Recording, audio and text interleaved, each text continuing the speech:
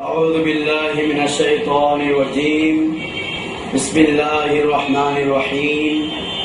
الحمد لله رب العالمين، والصلاة والسلام على أشرف الأنبياء والمرسلين وعلى آله وصحابه وأهل بيته أجمعين. أما بعد. দূরের এবং কাছের সর্বস্তরের নবী প্রেমিক সরল প্রাণ মুসলমান ভাই ও বোনেরা, আসসালামু আলাইকুম ওয়া রাহমাতুল্লাহি ওয়া বারাকাতুহু। সর্বপ্রথম মহান রব্বুল আলামিন আহকামুল হাকিমিনের দরবারে অসংখ্য শুকরিয়া এবং আল্লাহর প্যারা হাবিব সাল্লাল্লাহু আলাইহি ওয়াসাল্লামের নূরি দরবারে অসংখ্য দরুদ ও সালাম পেশ করে আজকের আমার ঐতিহাসিক একটি বিশেষ গুরুত্বপূর্ণ সাবজেক্টের উপর আলোচনা শুরু করতে যাচ্ছি। আজকের আলোচনা সম্পর্কে অনেক ভাইয়েরা জানেন, কিছুদিন পূর্বে আমার একটি গ্রন্থ বের হয়েছিল, যে গ্রন্থের নাম হক বাতিলের পরিচয়। এই হক বাতিলের পরিচয় বইয়ের মধ্যে আমি আল্লাহর প্যারা হাবিব সাল্লাল্লাহু আলাইহি ওয়াসাল্লামের হাদিস মোতাবেক পৃথিবীতে মুসলমানরা যে 73 ফিরকা বিভক্ত হবে, যেমন হাদিসে পাকের মধ্যে আল্লাহর প্যারা নবী ইরশাদ করেছেন, সাতাফতারিকু উম্মতি আলা 73 মিল্লাহ কুল্লুহুম ফিন-নার ইল্লা মিল্লাতান ওয়াহিদা। قالوا من هي يا رسول الله قال ما انا عليه واصحابي رواه الترمذي।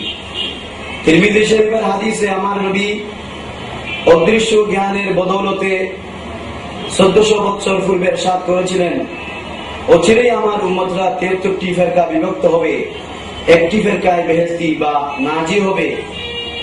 সাহাবায়ে কেরামরা আরজ করলেন, ইয়া রাসূলুল্লাহ, সেই দল কোনটি? আমার রাসূল বললেন, ক্বালা মা আনা আলাইহি ওয়া আসহাবি, আমি এবং আমার সাহাবায়ে কেরামের পথে এবং মতে যারা থাকবে তারাই হচ্ছে সঠিক তথা নাজি ফিরকা।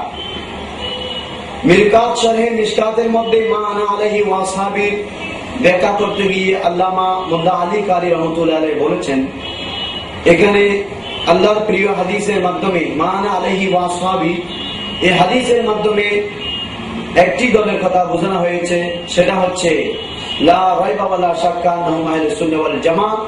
সেই দলের নাম হচ্ছে আহলে সুন্নাত ওয়াল জামাত। আর আহলে সুন্নাত ওয়াল জামাত ব্যতীত পৃথিবীতে যত দল গোষ্ঠী বের হবে, সমস্ত দলেই বাতিল ফিরকার অন্তর্ভুক্ত। তো বিশেষ করে বাংলাদেশ, পাকিস্তান, হিন্দুস্তান উপমহাদেশের মধ্যে অনেক দলের মধ্যে 5টি দলের বিভ্রান্তমূলক অপপ্রচারে মুসলমানরা আকীদা ঈমান বিরোধী তৎপরতায় লিপ্ত হচ্ছে। মুসলমানদের ঈমান এবং আকীদা ধ্বংস হয়ে যাচ্ছে। সেই জন্য আমি বিভিন্ন মাহফিলের মধ্যে, সেমিনারের মধ্যে ওয়াজ নসিহত তাকরীরের মাধ্যমে মানুষকে বোঝানোর চেষ্টা করেছি। প্রায় সেমিনারের মধ্যে আমাকে অনেক ভাইয়েরা এই আরজ পেশ করেছিলেন যে, হুজুর, আপনি হক এবং বাতিল কারা তাদেরকে নির্ণয় করে একটা গ্রন্থ, তাদের লিখিত গ্রন্থের উদ্ধৃতি সহকারে একটি গ্রন্থ লিখুন। ওই গ্রন্থের মাধ্যমে আহলে সুন্নাত ওয়াল জামাত এবং বাতিল কারা আমরা বুঝতে পারবো। তাদের সেই আরজি, তাদের সেই আকাঙ্ক্ষাকে বাস্তবায়ন করতে গিয়ে আমি অনেক কষ্ট করে হক এবং বাতিল পরিচয়, হক এবং হক বাতিলের পরিচয় গ্রন্থটি আমি লিখেছি। এই গ্রন্থ লিখে অনেক সাড়া পেয়েছি। বিদেশ, দেশ, বহির্বিশ্ব, পৃথিবীর বিভিন্ন অঞ্চল থেকে অনেক ভাইয়েরা আমাকে শুভেচ্ছা জানিয়েছেন এবং সাথে সাথে আরেকটি আমি পেয়েছি যে অনেক ভাইয়েরা আমাকে হুমকিও দিয়েছেন। কিন্তু আমি এতে ভীত সন্ত্রস্ত নই, কেননা হকের জন্য, সত্যের জন্য, আল্লাহ এবং আল্লাহ রাসূল সাল্লাল্লাহু আলাইহি ওয়াসাল্লামের ভালোবাসার জন্য আমি সবসময় ত্যাগ দিতে প্রস্তুত রয়েছি। তাই আজকে এই বিষয়ের উপর যেই আলোচনা, সেই আলোচনার অনুষ্ঠানের নাম হচ্ছে বাতিলের স্বরূপ উদ্ঘাটন। এই বাতিলের স্বরূপ উদ্ঘাটনে আমি আপনাদেরকে একটা জিনিস বুঝাতে চেষ্টা করব, আর সেটা হচ্ছে আমাদের দেশে এবং বহির্বিশ্বে যে সমস্ত বাতিল মতবাদীরা তাদের লিখিত গ্রন্থ লিখে গোটা পৃথিবীর মধ্যে, বিশেষ করে উপমহাদেশের মধ্যে ইসলামকে কলঙ্কিত করেছে, মুসলমানদেরকে ফেরকা ফেরকায় বিভক্ত করে ফেলছে, তাদের বিরুদ্ধে তাদের এই অপতৎপ্রথা সম্পর্কে আপনারা ইনশাআল্লাহ বুঝতে পারবেন।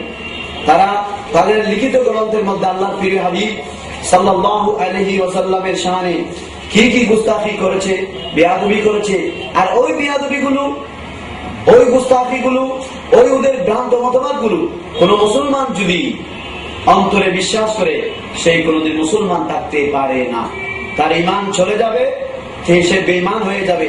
সেজন্য ঈমানি দায়িত্ব মনে করে আমি আজকে আপনাদের সামনে উপস্থাপন করার চেষ্টা করব।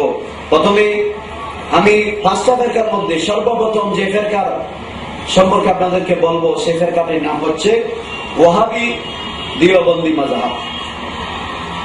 ওয়াহাবি এই দেওবন্দি মাযহাব, বিশেষ করে ওয়াহাবিদের যিনি প্রধান, তিনি হচ্ছেন মুহাম্মদ ইবনে আব্দুল ওয়াহাব নজদি, যার জন্ম নজদের মধ্যে, যে নজদের জন্য আল্লাহর প্রিয় হাবিব হাদিস শরীফের মধ্যে বদদোয়া করেছিলেন, সেই নজদের তথাকথিত ওয়াহাবি মতবাদের প্রবর্তক মুহাম্মদ ইবনে আব্দুল ওয়াহাব নজদি কিছু ইসলামের মধ্যে ভ্রান্ত মতবাদ প্রচার করেছিল, আর সেই ভ্রান্ত মতবাদ আজ বিশ্বব্যাপী ছড়িয়ে পড়েছে। সেই মুহাম্মদ বিন আব্দুল ওয়াহাব নজদির যে সমস্ত ভ্রান্ত মতবাদ তার লিখিত কিতাবের মধ্যে রয়েছে, তার কিতাবের মধ্যে অন্যতম কিতাব হচ্ছে কাশফুশ শুবহাত ফি তাওহীদ, আরেকটা কিতাব রয়েছে শুধু কিতাবুত তাওহীদ, এভাবে আরো অনেক কিতাব রয়েছে। এই তার এই কাশফুশ শুবহাত ফি তাওহীদ, এই কিতাবের মধ্যে সে আল্লাহর প্রিয় হাবিব সাল্লাল্লাহু আলাইহি ওয়াসাল্লামের শানের মধ্যে অনেক বেয়াদবি করেছেন। রাসূল পাক সাল্লাল্লাহু আলাইহি ওয়াসাল্লামের মাজারে জিয়ারত করা, শিরক থেকে শুরু করে বিভিন্ন অপপ্রচার চালিয়েছেন। আর সেই মুহাম্মদ বিন আব্দুল ওয়াহাব নজদির বিশাল একটা আকীদার ভান্ডার রয়েছে তার কিতাবের মধ্যে, যে আকীদাগুলো মুসলমানরা গ্রহণ করলে তার কোনোদিন ঈমান থাকতে পারে না। তাই আমি উপমহাদেশের যিনি সবচাইতে দেওবন্দি আলেমদের মধ্যে অন্যতম মাওলানা মোহাম্মদ হুসাইন আহমদ মাদানী দেওবন্দি সাহেব, তিনি আশ-শিহাবুস সিকা এই কিতাবের মধ্যে, আশ-শিহাবুস সাকিব এই কিতাবের মধ্যে, তিনি আশ-শিহাবুস সাকিব কিতাবের মধ্যে মুহাম্মদ ইবনে আব্দুল ওয়াহাব নজদির কি কি আকীদা রয়েছে তার একটা পরিসংখ্যান দিয়েছেন। আমি তো অনেক, এখানে তিনি অনেক লিখেছেন, আব্দুল ওয়াহাব নজদির কি কি আকীদা রয়েছে তার একটা পরিসংখ্যান দিয়েছেন। আমি তো অনেক, এখানে তিনি অনেক লিখেছেন, এগুলো বলতে অনেক সময় প্রয়োজন। আমি শুধু কয়েকটি মাত্র এই মুহাম্মদ বিন আব্দুল ওয়াহাব নজদির ভ্রান্ত আকীদা আপনাদের সামনে এগুলো উপস্থাপন করছি। মুহাম্মদ বিন আব্দুল ওয়াহাব নজদির এক নম্বর আকীদা আশ-শিহাবুস সাকিবের মধ্যে হুসাইন আহমদ মাদানী সাহেব কিভাবে বলছেন আপনারা শুনুন। তিনি লিখতেছেন, मोहम्मद बिन अब्दुल वहाब का अकीदा था कि जुमला अहले आलम और तमाम मुसलमानों ने दिया मुशरिक और काफिर हैं, और उनसे कत्ल व क़िताल करना, उनके अमवाल को उनसे छीन लेना हलाल और जायज बल्कि वाजिब है। नंबर नजदी और उसके अब्बा का अब तक यही अकीदा है कि अंबिया अलैहिमुस्सलाम की हयात फकत उसी जमाना तक है जब तक वो दुनिया में थे, बाद आजा वो दिगर और मोमिनीन मौत में बराबर है। 3 नंबर ज़ियारत रसूल मकबूल सल्लल्लाहु अलैहि वसल्लम वो हुजूरी आस्ताना शरीफा व मुलाहज़ाए रौज़ा मुतहरा को ये तवाइफा बिदात हराम वगैरह लिखता है, उस तरफ इस नियत से सब्र करना मक़दूर और ममनू जानता है। शान नबूवत वो हजरत रिसालत आला सल्लल्लाहु में वहाबिया निहायत गुस्ताखी के कलमात इस्तेमाल करते हैं और अपने आप को ममाथिल सरवर कायनात करते हैं। वहाबिया किसी खास इमाम की तकलीद को शिरक फिर रिसालत मानते हैं और अइम्मा अरबा और उनकी मुक़ल्लिदीन की शान में अल्फाज वहाबिया खबीसा इस्तेमाल करते हैं। वहाबिया खबीसा सलातु सलाम व दरूद बर खैरिल अनाम अलैहिस्सलाम और खैरात दलाइलुल खैरात और कसीदाए बुरदा व कसीदाए हमजाया वगैरह और उसके पढ़ने और उसके इस्तेमाल करने व विर्द बनाने को सख्त कबीह और मकरूह जानते हैं। वहाबिया अमरे समाज में इस कदर तंगी करते हैं कि बमंज़िला आदम के पहुंचा देते हैं। এখানে আমি বাংলা অনুবাদ করছি, আপনারা একটু শুনুন। এক নম্বর, মোহাম্মদ বিন আব্দুল ওয়াহাব নজদির আকীদা ছিল যে পৃথিবীর সমস্ত মানুষ ও সকল মুসলমান মুশরিক, কাফির এবং তাদের সাথে যুদ্ধ করা, মাল সম্পদ লুণ্ঠন করা বৈধ ও জায়েজ, বরং ওয়াজিব। কেমন বড় অপরাধ করলেন মোহাম্মদ বিন আব্দুল ওয়াহাব নজদি, আপনারা দেখুন। তিনি সকল মুসলমানকে কাফের ঘোষণা দিলেন এবং মুসলমানদের মাল সম্পদকে ছিনিয়ে নেওয়া ওয়াজিব বলে উল্লেখ করলেন। 2 নম্বরে তিনি বললেন, নজদি এবং তার অনুসারীদের এখনো পর্যন্ত এই আকীদা বিশ্বাস যে হোসাইন আহমদ মাদানী সাহেব, যিনি ওয়াহাবিদের ইমাম হিসেবে উপমহাদেশে আমরা সবাই তাকে চিনি, এই হোসাইন আহমদ মাদানী দিওবন্দি ওয়াহাবির আকীদা তার মুখ দিয়ে আমরা শুনে আশ্চর্য হয়ে যাচ্ছি। তিনি যে সত্য কথাটা স্বীকার করতে বাধ্য হয়েছেন। তিনি বলেন, নজদি এবং তার অনুসারীদের এখনো পর্যন্ত এই আকীদা বিশ্বাস যে আম্বিয়া আলাইহিমুস সালামের হায়াত শুধু তারা যতদিন এই দুনিয়া জীবিত ছিলেন ততদিনে ছিল, ইন্তেকালের পর তারা এবং অন্যান্য মুমিনদের মৃত্যু এক অভিন্ন।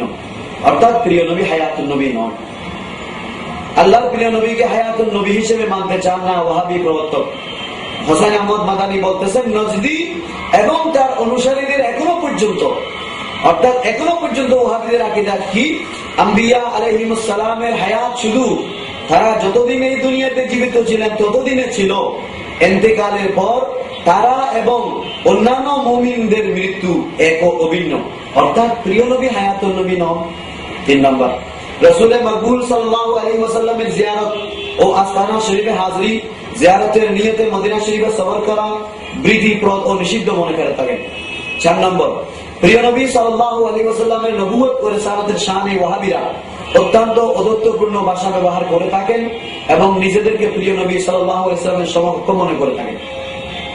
5, ওয়াহাবিরা কোন নির্দিষ্ট ইমামের তাকলিদকে, অনুসরণকে রিসালাতে অংশীদারিত্ব মনে করেন এবং মাযহাবের ইমাম ও তাদের অনুসারীদের শানে নিকৃষ্ট শব্দাবলী ব্যবহার করে থাকেন। 6, ওয়াহাবিরা প্রিয় নবী সাল্লাল্লাহু আলাইহি ওয়াসাল্লামের উপর দরুদ ও সালাম পাঠ করা এবং দরুদ শরীফের কিতাব দালাইলুল খায়রাত, কসিদায়ে বুরদা, কসিদায়ে হামজায়া ইত্যাদি পড়া এবং এগুলো ব্যবহার দৈনিক অজীবনভাবে জপ করা মারাত্মক বিদআত, মারাত্মক মন্দ অপছন্দনীয় কাজ মনে করে থাকে। 7, ওয়াহাবিরা প্রিয় নবী সাল্লাল্লাহু আলাইহি ওয়াসাল্লামের শাফাআতের ক্ষেত্রে এই পরিমাণ সংকীর্ণতা করে থাকেন যে শাফাআতকে অস্বীকারের পর্যায়ে নিয়ে যান। সম্মানিত সরল প্রাণ মুসলমান ভাই বোনেরা, দেখুন মোহাম্মদ বিন আব্দুল ওয়াহাব নজদির এই ভ্রান্ত আকীদা, তারই অনুসারী এই উপমহাদেশের অন্যতম বড় মাওলানা হিসেবে তাদের কাছে পরিচিত এবং প্রসিদ্ধ হোসাইন আহমদ মাদানী সাহেবের মুখ দিয়ে আপনারা শুনলেন মোহাম্মদ বিন আব্দুল ওয়াহাব নজদির আকীদা কি ছিল। মোহাম্মদ বিন আব্দুল ওয়াহাব নজদির এই আকীদার বিরুদ্ধে তারই ভাই মোহাম্মদ বিন আব্দুল ওয়াহাব নজদির ভাই আশেখ সুলাইমান বিন আব্দুল ওয়াহাব নজদি, এটা হচ্ছে মোহাম্মদ বিন আব্দুল ওয়াহাব নজদির ভাইয়ের কিতাব। মোহাম্মদ বিন আব্দুল ওয়াহাব নজদি যখন ইসলাম বিরোধী ভ্রান্ত মতবাদ সে আরবের মধ্যে প্রচার করতে অপচেষ্টা চালিয়ে যাচ্ছিল, তখন তারই ভাই আহলে সুন্নাত ওয়াল জামাতের অনুসারী হযরত আল্লামা আশেখ সুলাইমান বিন আব্দুল ওয়াহাব আন-নজদি আলাইহি রাহমাতু ওয়া রিদওয়ান, তিনি বড় জবরদস্ত ওলি ছিলেন। তিনি এই মোহাম্মদ বিন আব্দুল ওয়াহাব নজদির বিরুদ্ধে একটা কিতাব লিখলেন, আস-সাওয়াইকুল ইলাহিয়া ফি রাদ্দি আলাল ওয়াহাবিয়া। এই কিতাব লিখে মোহাম্মদ বিন আব্দুল ওয়াহাব নজদির কিতাবুত তাওহীদ এবং কাশফুশ শুবহাত ফি তাওহীদ এই সমস্ত ভ্রান্তমূলক কিতাবের দাঁতভাঙ্গা খণ্ডন করেছেন ওনার নিজের ভাই হযরত আশেখ আল্লামা সুলাইমান বিন আব্দুল ওয়াহাব নজদি। এরপর আপনারা দেখুন উপমহাদেশের মধ্যে আল্লামা মুহাম্মদ জিয়াউল্লাহ কাদরী সাহেব, তিনি আল ওয়াহাবিয়্যাত লিখে ওয়াহাবিদের ভ্রান্ত মতবাদগুলো খুব স্পষ্টভাবে এখানে লিপিবদ্ধ করেছেন। মিশর থেকে একটি কিতাব বের হয়েছে ফিতনাতুল ওয়াহাবিয়া। এই কিতাবের মধ্যেও আরবি ভাষার মধ্যে মিশর থেকে প্রকাশিত এই কিতাবের মধ্যে আব্দুল ওয়াহাব নজরীর আকীদাগুলোকে খণ্ডন করা হয়েছে। এই কিতাবটি আপনারা দেখতেছেন অত্যন্ত বড় ভলিউমের কিতাব। এই কিতাবের নাম ওয়াহাবি মাযহাব কি হাকিকত। এই ওয়াহাবি মাযহাব কি হাকিকত এই কিতাবের মধ্যে আল্লামা জিয়াউল্লাহ কাদেরী রহমাতুল্লাহ আলাইহি এমন ভাবে ওয়াহাবিদের ঢাকবাঙ্গা জবাব দিয়েছেন, তাদের ভ্রান্ত মতবাদগুলো খণ্ডন করেছেন। কোন মুসলমান এই কিতাবটি যদি পাঠ করেন আপনারা এর যথার্থতা বুঝতে পারবেন। যেমন এই কিতাবের বাংলা অনুবাদ বর্তমানে আমাদের আহলে সুন্নাত ওয়াল জামাতের নয়নমণি আল্লামা আব্দুল মান্নান সাহেব কেবলা ইতিমধ্যে করে ফেলেছেন। আগামীতে ইনশাআল্লাহ প্রকাশ হবে। আপনারা এর বাংলা অনুবাদ পড়ে নেওয়ার জন্য বিশেষ অনুরোধ করলাম। দ্বিতীয়ত, ওয়াহাবিদের সেই তারিখ নজদে হেজাজ আরবের সেই মোহাম্মদ বিন আব্দুল ওয়াহাব নজরীর ভ্রান্ত মতবাদকে আরো খণ্ডন করে তারিখ নজদে হেজাজ লিখেছেন মুফতি মোহাম্মদ আব্দুল কাইয়ুম কাদরি হাজারবী রহমতুল্লাহ আলাইহি। তিনি এখানে এমন দাঁতভাঙ্গা জবাব দিয়েছেন, গোটা পৃথিবীর মুসলমানরা এই কিতাবটি পড়লে বুঝতে পারবেন ওয়াহাবি মতবাদ কতই জঘন্য। এখানে এমন দাঁতভাঙ্গা জবাব দিয়েছেন, গোটা পৃথিবীর মুসলমানরা এই কিতাবটি পড়লে বুঝতে পারবেন ওয়াহাবি মতবাদ কতই জঘন্য। তাই এই ওয়াহাবি মতবাদকে আমাদের উপমহাদেশে যারা প্রচার এবং প্রসার করেছেন, তারা এই মোহাম্মদ বিন আব্দুল ওয়াহাব নজরীর এই মারাত্মক জঘন্যতম আকীদাকে বাংলাদেশে, পাকিস্তানে, হিন্দুস্তানে প্রচারের ক্ষেত্রে বিভিন্ন গ্রন্থ লিখে নিজেরা অনেক চেষ্টা করেছেন। তার মধ্যে আপনারা একটি কিতাব আপনাদের সামনে আমি উপস্থাপন করব। সেটা হচ্ছে এই কিতাবটি। একে আমি আমার বইয়ের মধ্যে লিখেছি। আমার বইয়ের মধ্যে মোহাম্মদ বিন আব্দুল ওয়াহাব নজরীর আকীদার পরে যে সর্বপ্রথম দেওবন্দীদের আকীদা আমি উপস্থাপন করেছি, সেই দেওবন্দীদের আকীদা হচ্ছে প্রথমে কাসেম নানুতুবি সাহেবের লিখিত কিতাব তাহজিরুন নাস। আপনারা দেখুন, এই তাহজিরুন নাস কিতাবের মধ্যে কাসেম নানুতুবি, যিনি বানিয়ে দারুল উলুম দিওবন্দ, দারুল উলুম দিওবন্দ, ভারতের দারুল উলুম দিওবন্দ মাদ্রাসার যিনি বাণী প্রতিষ্ঠাতা, তিনি এই কিতাবের মধ্যে কি লিখেছেন আপনারা একটু দেখুন। আমি আপনাদের সামনে উপস্থাপন করছি। সকল মুসলমানদের সর্বসম্মত আকীদা বিশ্বাস হচ্ছে, ইসলামী শরীয়তের আকীদা হচ্ছে আমাদের প্রিয় নবী হুজুর ইবনুল নূর সাল্লাল্লাহু আলাইহি ওয়াসাল্লাম আখিরি নবী বা শেষ নবী। আমার নবীর পরে কোন নবী দুনিয়াতে আসবেন না, এটাই হচ্ছে চূড়ান্ত সিদ্ধান্ত ইসলামী। কিন্তু আমাদের দেশের সেই মোহাম্মদ বিন আব্দুল ওয়াহাব নজরীর আকীদা প্রচারক, সেই দারুল উলুম দেওবন্দ মাদ্রাসার প্রতিষ্ঠাতা, তিনি কিভাবে নবী সৃষ্টি হওয়ার পথ খুলে দিলেন আপনারা একটু দেখুন। তিনি তাহজিরুন নাস তৃতীয় পৃষ্ঠা, আপনারা দেখুন তাহজিরুন নাস তৃতীয় পৃষ্ঠা।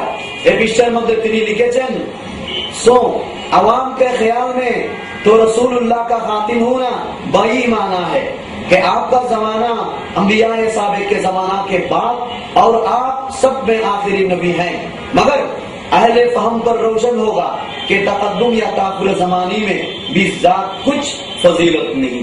এখানে তিনি লিখেছেন, জনসাধারণের খেয়াল তো রাসূলুল্লাহ সাল্লাল্লাহু আলাইহি ওয়াসাল্লাম খাতিম শেষ হওয়া, এই অর্থে যে তার জামানা পূর্ববর্তী নবীদের পরে এবং তিনি সর্বশেষ নবী, অর্থাৎ তিনি সবশেষে এসেছেন। কিন্তু জ্ঞানী লোকদের জন্য একথা সুস্পষ্ট যে কালের অগ্রবর্তী ও পরবর্তী হওয়ার মধ্যে মূলত কোনো ফজিলত বা প্রাধান্য নেই। তাহজিরুন নাস তৃতীয় পৃষ্ঠা। এখন আসুন তৃতীয় পৃষ্ঠায় কথা বললেন। 14 পৃষ্ঠায় এসে মাওলানা কাসেম নানুতুবি সাহেব আরেকটু অগ্রসর হলেন। আরেকটু অগ্রসর হয়ে কাসেম নানুতুবি সাহেব কি বললেন দেখুন, अगर बिलफर्ज आपके जमाने में भी कोई और कोई नबी हो, जब भी आपका खातिम होना बदस्तूर बाकी रहता है। কত মারাত্মক আকীদা তিনি প্রকাশ করলেন দেখুন। তাহজিরুন নাস 14 পৃষ্ঠা। প্রথমে আপনারা দেখেছিলেন তৃতীয় পৃষ্ঠা, এখন 14 পৃষ্ঠার মধ্যে একটু অগ্রসর হলেন। বলকে अगर बिलफर्ज आपके जमाने में भी कहीं और कोई नबी हो, जब भी आपका खातिम होना बदस्तूर बाकी रहता है। বরং ধরে নিন নবী করিম সাল্লাল্লাহু আলাইহি ওয়াসাল্লামের জামানায় যদি কোথাও কোনো নবী আসতো, তথাপি হুজুরের খাতিম হওয়া রীতিমতো বহাল থাকতো। কেমন ভ্রান্ত আকীদা! আপনারা সুন্দর করে দৃষ্টি দান করুন, আপনারা সুন্দর করে এটা অনুধাবন করুন। কত সূক্ষ্ম কৌশলে নবী আসার সম্ভাবনা তিনি মেনে নিলেন।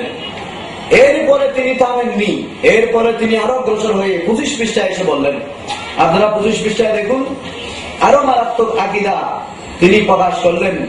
25 পৃষ্ঠায় এসে তিনি একেবারে স্পষ্টভাবে আল্লাহ রসুলের পরে নবী আসার সম্ভাবনাকে সুন্দরভাবে উপস্থাপন করলেন। তিনি বললেন কি দেখুন, বলকে अगर बिल फर्ज बादे जमानाए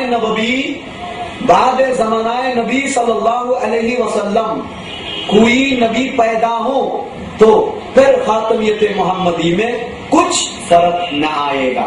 ताहजीरुन नास পৃষ্ঠা হচ্ছে 25। সেখানে তিনি আরো স্পষ্ট করে ঘোষণা দিলেন, বরং ধরে নিন প্রিয় নবীর জামানার পরেও যদি কোথাও কোন নবী পয়দা হয় তবু শেষ নবী হওয়াতে কোনো পার্থক্য আসবে না, পার্থক্য আসবে না। কি জঘন্য মারাত্মক আকীদা! এই লেখা পাওয়ার পর, এই ফতোয়া পাওয়ার পর আমরা যাদের বিরুদ্ধে আজকে আমাদের দেশে খতমে নবুয়ত মুভমেন্ট কমিটি করে যারা কাদিনী বিরুদ্ধে আন্দোলন করতেছেন, তারাও কাসেম নানুতুবি সাহেবকে মানেন। এই কাসেম নানুতুবি সাহেব এই ফতোয়া লেখার পর সে গোলাম মির্জা কাদিয়ানী সাহেব নবী দাবি করলেন, এবং মির্জা কাদিয়ানী নবী দাবি করার পরে পাকিস্তানের পার্লামেন্টে যখন 1974 সনের 7 সেপ্টেম্বর আমাদের আহলে সুন্নাত ওয়াল জামাতের মতাদর্শী সুন্নি আলেমে দ্বীন আন্তর্জাতিক খ্যাতিসম্পন্ন বক্তা আল্লামা শাহ আহমদ নুরানী এবং আব্দুল মুস্তাফা আল আজহারি রহমতুল্লাহ আলাইহি যখন বজ্রকণ্ঠে একটি কথা বলেছিলেন পাকিস্তানের পার্লামেন্টে যে কাদিয়ানীরা মুসলিম, আমাদের ওলামায়ে কেরাম অনেক দলিল দিয়েছিলেন, সেই দিন সেই দলিল খণ্ডন করতে না পারে সেই নাসির মির্জা নাসির সাহেব কাদিয়ানীদের সে তথাকথিত ইমাম, তিনি সংসদে দাঁড়িয়ে বললেন, আমরা মুসলমান, শাহ আহমদ নুরানী সাহেবের বক্তব্য এটা আমরা মানি না, যেহেতু উপমহাদেশের বরেণ্য আলেম মৌলভী কাসেম নানুতুবি সাহেব ফতোয়া দিয়েছেন রসুলের পরেও যদি কোন নবী দুনিয়াতে তশরিফ রাখেন তাহলে নবীর শেষ হওয়াতে কোনো পার্থক্য আসবে না। তাহলে দেখুন, শেষ নবীর, আমাদের শেষ নবীর বিরুদ্ধে, আল্লাহ নবী যে শেষ নবী এই কথার বিরুদ্ধে সর্বপ্রথম ফতোয়া প্রদান করলেন সে কাসেম নানুতুবি। আর এই কাসেম নানুতুবি সহ আরো অনেক দেওবন্দি ওলামাদের বিরুদ্ধে, নবী বিদ্বেষী, রসুল বিদ্বেষী কথা এবং মুক্তির বিরুদ্ধে হোসনাউল হারামাইন লিখে সর্বপ্রথম কাদিয়ানীর বিরুদ্ধে ফতোয়া প্রণয়ন করলেন আমাদের সুন্নি মাযহাবের ইমাম আলা হযরত আজিমুল বরকত মুজাদ্দিদ দ্বীন ও মিল্লাত শাহ মাওলানা ইমাম আহমদ রেজা খান ফাজিল বেরলভী আলাইহি রহমাতু ওয়া রিদওয়ান, যার বিরুদ্ধে আজকে এই ওয়াহাবীরা অপপ্রচার চালিয়ে যাচ্ছে। আপনারা দেখুন, এটা হচ্ছে এই দেওবন্দীদের 1 নম্বর আকীদা চলে গেল। মোহাম্মদ বিন আব্দুল হান্নান নজরীর পরে কাসেম নানুতুবির আকীদা। 2 নম্বরে আসুন, কাসেম নানুতুবি সাহেব আরো কত জঘন্য আকীদা পোষণ করেন। দেওবন্দীদের ইমাম তিনি এই পৃষ্ঠার মধ্যে 5 পৃষ্ঠায় লিখতেছেন, 5ম পৃষ্ঠা আপনারা দেখুন, 5 পৃষ্ঠা, এই 5ম পৃষ্ঠায় তিনি লিখতেছেন कि अंबिया अपनी उम्मत से मुमताज होते हैं तो उलूम ही में मुमताज होते हैं, बाकी रहा अमल उसमें बसा औकात बज़ाहिर उम्मती मज़ाहिर हो जाते हैं बल्कि बढ़ जाते हैं। কত মারাত্মক আকীদা তিনি আমাদের সামনে উপস্থাপন করলেন। সম্মানিত মুসলিম ভাইরা, আপনারা দেখুন, তিনি বললেন নবীগণ স্বীয় উম্মতের উপর জ্ঞানের দিক থেকেই উত্তম, বাকি রইল আমল। অনেক সময় আমলের ক্ষেত্রে বাহ্যিক ভাবে উম্মত নবীর সমকক্ষ এমনকি বেশি হতে পারে। কেমন ভ্রান্ত মতবাদ তিনি উপস্থাপন করলেন, কত জঘন্য মতবাদ উপস্থাপন করলেন যে উম্মত নাকি আমল করতে করতে নবীদের চাইতে বড় হয়ে যায়, নাউজুবিল্লাহ। অথচ সাহাবায়ে কেরামদের সমান কোন গৌসুল আজম হতে পারে না, সাহাবায়ে কেরামের এই গোড়া দুলির সমান হতে পারে না, সাহাবায়ে কেরামের সামান্যতম গম খয়রাত আমাদের শত স্বর্ণ খয়রাত চাইতে উত্তম। সে সাহাবায়ে কেরামদের কাছে যেখানে যাওয়া যাবে না, আর সেখানে রসুলের আমলের ক্ষেত্রে রসুলের সাথে সমকক্ষ এবং কি রসুলের সাথে বেশি হওয়ার দাবি করেন, এইরকম বদ আকীদা, বদ মাযহাবী, বদ ধারণা, ভ্রান্ত মতবাদ উপমহাদেশে প্রচার করে এই দেওবন্দি ওলামারা। তাই আমি দেওবন্দি ওলামাদের তৃতীয় আরেকটি আকীদা আপনাদের সামনে উপস্থাপন করছি, সেটা হচ্ছে সিরাতে মুস্তাকিম। এই কিতাবটি অনেকেই নাম শুনেছেন, নাম কত সুন্দর, সিরাতে মুস্তাকিম, সরল সঠিক পথ। আর এই কিতাব যখন আপনি পড়বেন দুর্গন্ধ ভরা। এই কিতাবের মধ্যে বাঁকা পথ ছাড়া সরল পথ একটাও নেই। এই কিতাবের মধ্যে সিরাতে মুস্তাকিম, এই কিতাবের মধ্যে একটা জঘন্যতম আকীদা উপস্থাপন করেছেন ইসমাইল দেরবি সাহেব। তিনি লিখেছেন, আর এই কথার প্রবর্তক হচ্ছে জনাব ইসমাইল দেরবি সাহেবের পীর সাহেব সৈয়দ আহমদ বেলভী। সৈয়দ আহমদ বেলভীর বাণী হিসেবে প্রসিদ্ধ ইসমাইল দেরবির লিখিত কিতাব সিরাতে মুস্তাকিমে দেখুন তিনি কি লিখলেন। সিরাতে মুস্তাকিম 167 পৃষ্ঠা, আপনারা দেখুন এখানে কি লিখলেন। তিনি লিখতেছেন, ज़ना के वसवसे से अपनी बीवी की मुजामियत का ख्याल बेहतर है और शेख इस जैसे और बुजुर्गों की तरफ था जनाब रिसालत इमाम ही हूँ, अपनी हिम्मत लगा देना अपनी बैल और गधे की सूरत में मुस्तगरक होने से ज्यादा बुरा है। কেমন নিকৃষ্ট একটা মতবাদ তিনি প্রচার করলেন। দেখুন তিনি বললেন, নামাজে জেনার ওয়াসওয়াসা আসা তথা জেনার ধারণা হতে সেই স্ত্রীর সাথে সমাজে খেয়াল ভালো, পীর বা কোন বুজুর্গের প্রতি এমনকি রাসূল পাক সাল্লাল্লাহু আলাইহি ওয়াসাল্লামের খেয়াল স্মরণে নিবগণ্য হওয়া নিজের গরু গাদার আকৃতির চিন্তায় বিভোর থাকার চেয়ে অধিক মন্দজনক। কেমন নিকৃষ্ট আকীদা আপনারা দেখুন। অথচ ইমামে গাজ্জালী রহমাতুল্লাহ আলাইহি ইয়াহইয়া উলুমুদ্দিন কিতাবের মধ্যে শাহ আল্লামা আব্দুল হক মুহাদ্দিস দেলভী রহমাতুল্লাহ আলাইহি তার স্বীয় কিতাবের মধ্যে, এভাবে অনেক মুহাক্কিকিনরা আপন স্বয়ং স্বীয় কিতাবের মধ্যে কত সুন্দর উপস্থাপনা করেছেন নামাজের মধ্যে রাসূল পাক ইসলামের খেয়ালের ব্যাপারে। ইমাম গাজ্জালী বলেন, ওয়াহদুর ফি কলবিকা নবী সাল্লাল্লাহু আলাইহি ওয়াসাল্লাম শাখসুল করিম ওয়া কুল আসসালামু আলাইকা আইয়ুহান নবী ওয়া রাহমাতুল্লাহি ওয়া বারাকাতুহু। নামাজের আখেরি বৈঠকে তাশাহুদ পাঠকালে তোমরা অন্তরে প্রিয় নবী সাল্লাল্লাহু আলাইহি ওয়াসাল্লাম ও তার পবিত্র দেহাকৃতি কে উপস্থিত জানবে এবং বলবে, আসসালামু আলাইকুম, আসসালামু আলাইকা আইয়ুহান নবী ওয়া রাহমাতুল্লাহি ওয়া বারাকাতুহু। ইমাম গাজ্জালী বলেন, নামাজের মধ্যে রাসূলের খেয়াল করবে। বুখারী শরীফের মধ্যে রাসূল পাক সাল্লাল্লাহু আলাইহি ওয়াসাল্লামের দীর্ঘ লম্বা হাদিস রয়েছে। আন ইবনে সাঈদ ইবনে মুআল্লা রাদিয়াল্লাহু তাআলা আনহু قال كنت اصلي في المسجد فدعاني رسول الله صلى الله عليه وسلم فلا مجيبه فقلت يا رسول الله اني كنت اصلي فقال الم يقل الله استجيبوا لله ولرسوله اذا دعاكم। আবু সাঈদ খুদরি রাদিয়াল্লাহু তাআলা আনহু হতে বর্ণিত, তিনি বলেন, একদা আমি মসজিদে নববীতে নামাজ আদায় করছিলাম, এমন সময় প্রিয় নবী সাল্লাল্লাহু আলাইহি ওয়াসাল্লাম আমাকে ডাক দিলেন। নামাজরত থাকার কারণে তার ডাকে সাড়া দিতে পারিনি। নামাজ শেষ করে আমি তার কাছে গিয়ে বললাম, হে আল্লাহর রাসূল, আমি তো নামাজরত ছিলাম, তাই আপনার ডাকে সাড়া দিতে পারিনি। প্রিয় নবী তার কথা শুনে বললেন, হে আবু সাঈদ, আল্লাহ তাআলাকে বলেননি ইস্তাজিবু লিল্লাহি ওয়া লিরাসূলি ইযা দাআকুম, আল্লাহ ও তার রাসূলের ডাকে সাড়া দাও যখনই তারা ডাক দেবেন।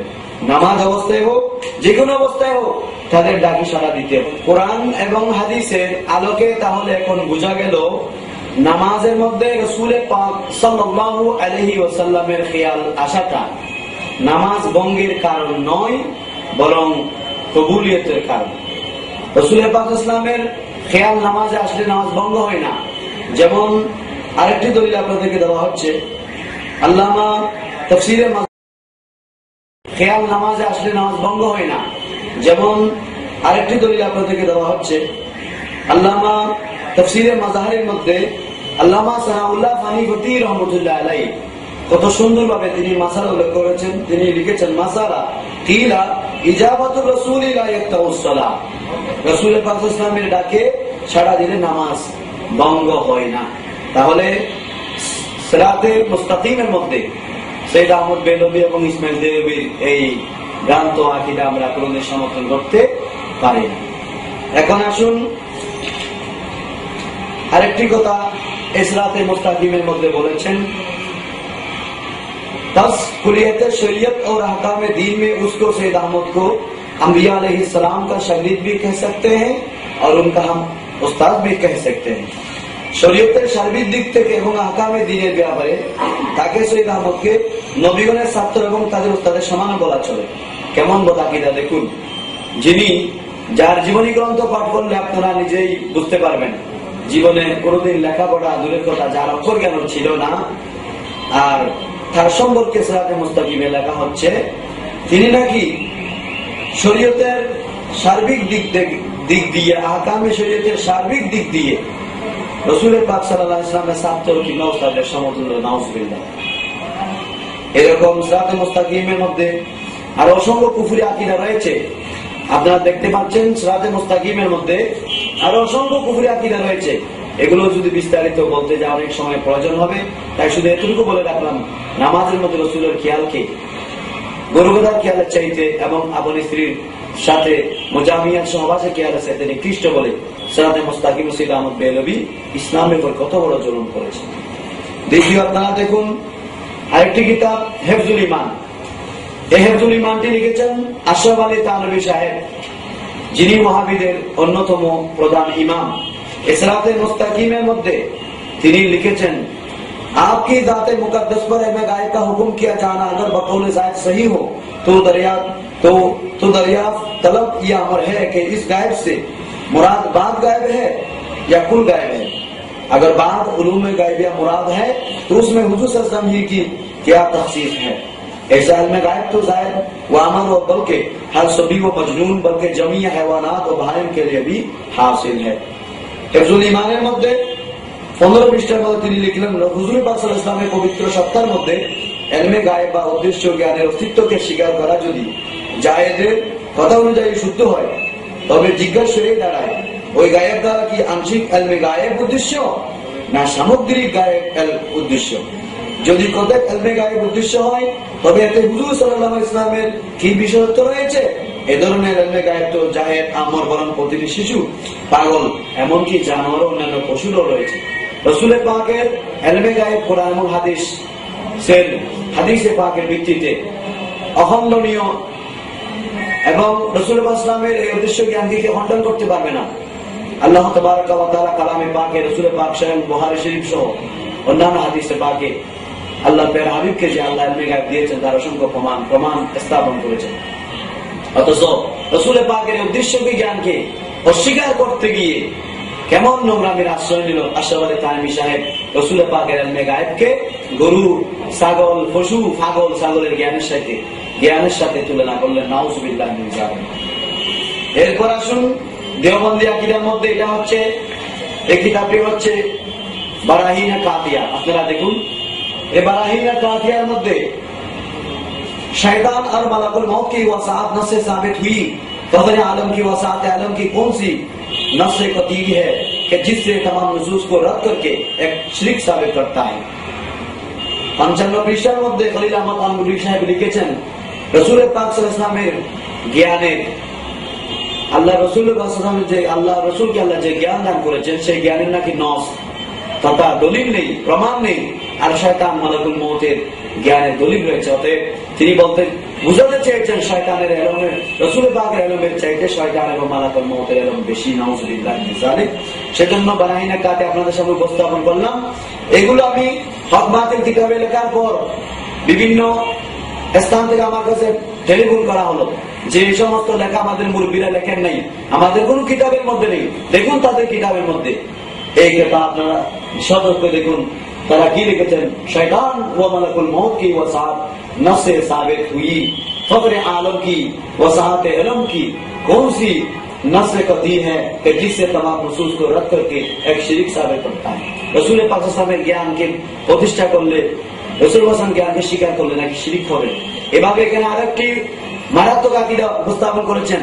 রাসূল পাক সাল্লাল্লাহু আলাইহি ওয়াসাল্লাম নাকি তাদের কাছ থেকে ওই দেওবন্দি ওলামাদের সাথে এই স্বপ্নের মধ্যে কথাবার্তা বলার কারণে উর্দু ভাষা শিখেছেন। নাউজুবিল্লাহ।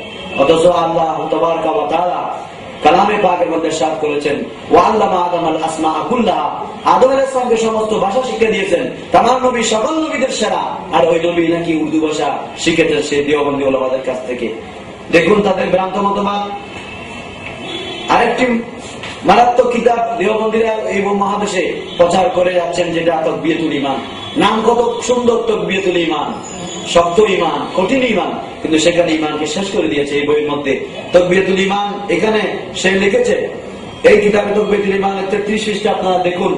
33 পৃষ্ঠার মধ্যে সে লিখেছে, जिसका नाम मोहम्मद या अली है वो किसी चीज का मुख्तार नहीं है। যার নাম মোহাম্মদ অথবা আলী তার কোনো ক্ষমতা নেই। অথচ আল্লাহ তাবারক ওয়া তাআলা আল্লাহর প্রিয় হাবিবকে অসংখ্য ক্ষমতা দান করেছেন, এই ক্ষমতাকে অস্বীকার করেছেন।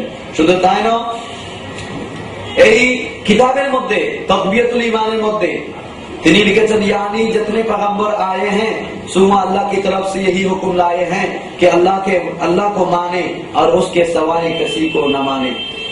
এখানে তিনি লিখেছেন আল্লাহ রাসূল নির্দেশ দিয়েছেন শুধু এই কথা নিয়ে আল্লাহকে শুধু মানবে, আল্লাহ ছাড়া কাউকে মানবে না। অথচ ঈমানের মূল ভিত্তির মধ্যে আল্লাহকে মানার সাথে সাথে রাসূলকে মানতে হবে, ফেরেশতাদেরকে মানতে হবে, সকল কিতাবের উপর ঈমান আনতে হবে, এভাবে সত্য ঈমানের উপর বিশ্বাস স্থাপন করতে হবে। অথচ তারা তাদের তাওহীদের নমুনা দেখাচ্ছেন শুধুমাত্র আল্লাহকে মানলে হবে। অথচ আল্লাহকে অনেকে মানেন, বাংলাদেশে না গোটা পৃথিবীতে অনেকেই গড বলে, আল্লাহকে অনেকে মানেন, কিন্তু তারা ইমানদার হতে পারে না। কেননা তাদের মধ্যে রাসূল পাক সাল্লাল্লাহু আলাইহি ওয়াসাল্লামের প্রতি বিশ্বাস, সমস্ত কিতাব রাসূলের উপর বিশ্বাস, সত্য ঈমানের উপর বিশ্বাস নেই বিধায় তারা কোনোদিন মুমিন হতে পারে না। এছাড়াও এখানে আরো জঘন্য মারাত্মক আকীদা তিনি উপস্থাপন করেছেন, যেটা এই কিতাবের মধ্যে 18 পৃষ্ঠা থেকে 42 পৃষ্ঠার মধ্যে রয়েছে অনেক মারাত্মক আকীদা। তিনি লিখেছেন হর মখলুক বড়া হো ইয়া ছোটা হো, मारात्मक अकीदा। তিনি লিখেছেন हर मखलूक बड़ा हो या छोटा हो वो अल्लाह की शान के आगे चमार से भी जलील है। सब अंबिया और औलिया उसके रूबरू एक जर्रा ना चीज से भी कमतर है। তিনি লিখলেন প্রত্যেক সৃষ্টি বা যে কোনো ব্যক্তি বড় হোক বা ছোট হোক আল্লাহর নিকট তার মর্যাদা সবার চেয়ে নিকৃষ্ট। সকল নবী ও লিগন অতি ক্ষুদ্র বালিকনা থেকে নিকৃষ্ট, নাউজুবিল্লাহ। অথচ আল্লাহ বলেন ওয়ালিল্লাহিল ইজ্জাতু ওয়া লিরাসূলিহি ওয়া লিল মুমিনিনা ওয়ালাকিন্নাল মুনাফিকিনা লা ইয়ালামুন। আর সম্মান আল্লাহ তার রাসূল ও মুমিনদের জন্যই, কিন্তু মুনাফিকদের নিকট তার খবর নেই।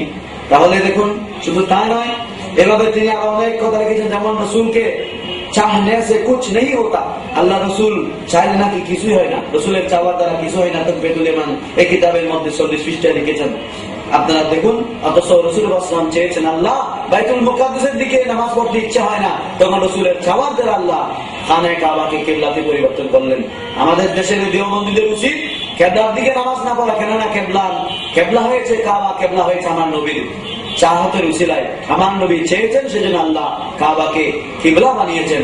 আর এই ওয়াহাবিদের আকীদা হচ্ছে রাসূলের পাক সাল্লাল্লাহু আলাইহি ওয়াসাল্লাম কি চাহনে সে কুছ নেই হতা, রাসূল চাইলে কিছু হয় না, নাউজুবিল্লাহ মিন যালিক। তাকবীরুল ঈমান এছাড়াও আর অনেক, যেমন এগুলো যদি বিস্তারিত বলতে হয়, এখানে আমি আমার কিতাব এটা আপনারা পড়বেন, হক বাতিলের পরিচয়কার অনেক রয়েছেন।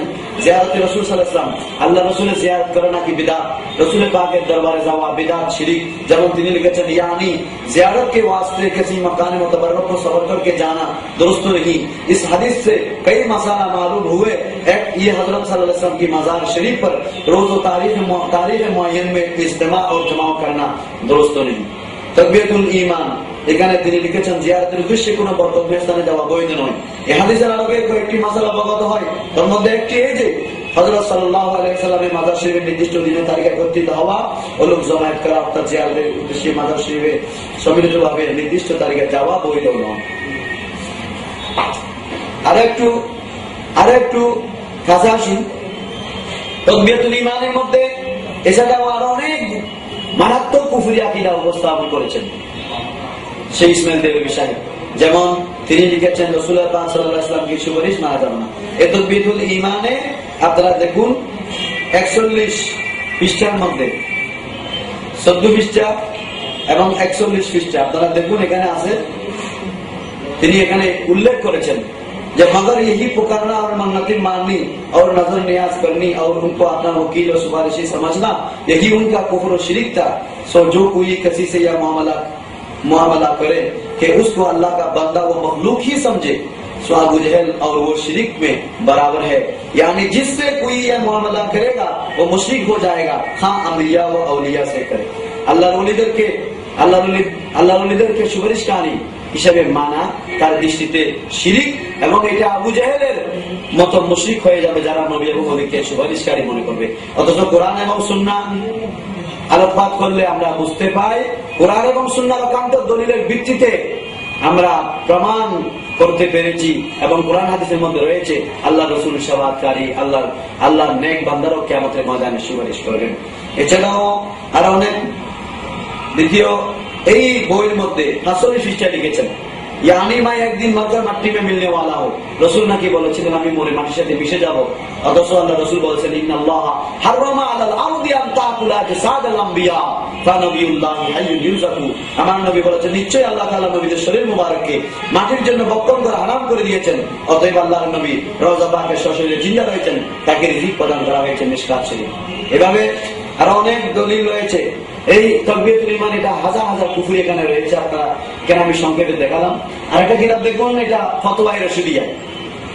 ফতোয়ায়ে রশিদিয়া এই কিতাবটি আপনারা দেখুন। এই ফতোয়ায়ে রশিদিয়ার মধ্যে ইমামে আলী মাকাম, এটা মুহররমের মাস, ইমামে আলী মাকাম ইমাম হুসাইন রাদিয়াল্লাহু তাআলা আনহুর শানে গোটা পৃথিবীর মুসলমানরা নিজের চোখের অশ্রু বিসর্জন দেয়, চোখের পানি ফেলে সকল আশিক রাসূলুল্লাহ মুহররম মাসকে ক্রন্দন করে নিজের অন্তরে সেই মহব্বতকে প্রকাশ করে থাকেন।